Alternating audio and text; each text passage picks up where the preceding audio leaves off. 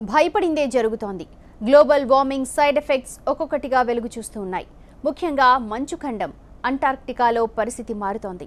పెరుగుతున్న ఉష్ణోగ్రతలకు ఇప్పటికే అక్కడి మంచు పర్వతాలు కరిగిపోతూ ఉన్నాయి. ఇది భయపెడుతుండగానే మహా హిమ పర్వతం రెండుగా చీలడం శాస్త్రవేత్తలకు ఆందోళనకు గురిచేస్తోంది.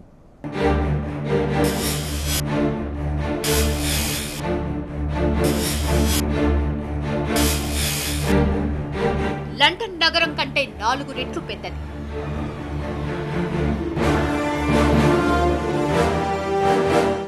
ఒకటి రెండు కాదు, 1,00,000 కోట్ల టన్నుల బరువు.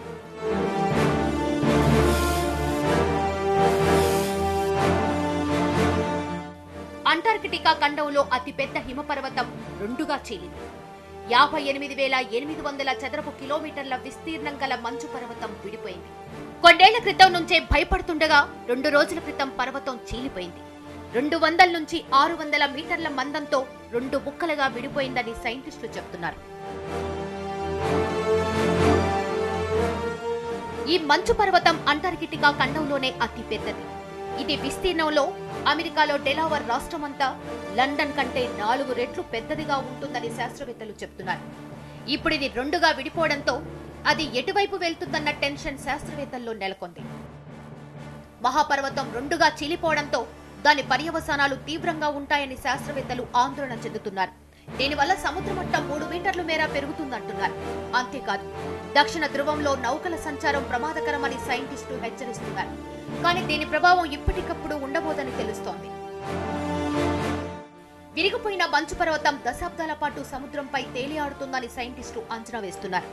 ఇది ముక్కలు ముక్కలుగా విడిపోతుందని, కానీ అది ఎటువైపు వెళ్తుందో కనిపెట్టాల్సి ఉందంటున్నారు.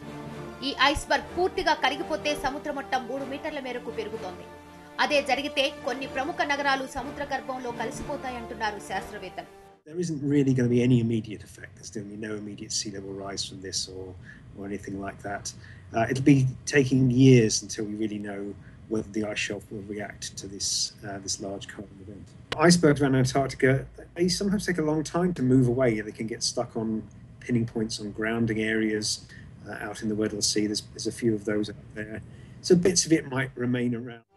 మరోవైపు హిమపర్వతం చీలిపోవడానికి గ్లోబల్ వార్మింగే కారణమన్న వాదన వినిపిస్తోంది. ఇప్పటికే ఉష్ణోగ్రతలు పెరిగిపోవడంతో అంటార్కిటికా ఖండంలో మంచు కరుగుతోంది. ఇప్పటికే అక్కడున్న లార్సన్, ఏపీ ప్రాంతాలు కుదించుకుపోయాయి. రాబోయే ముప్పుకు ఇది జస్ట్ టీజర్ మాత్రమేనని హెచ్చరిస్తున్నారు. గ్లోబల్ వార్మింగ్ దెబ్బకు రాబోయే అనర్థాలను ఊహించడం కష్టమంటున్నారు సైంటిస్టులు.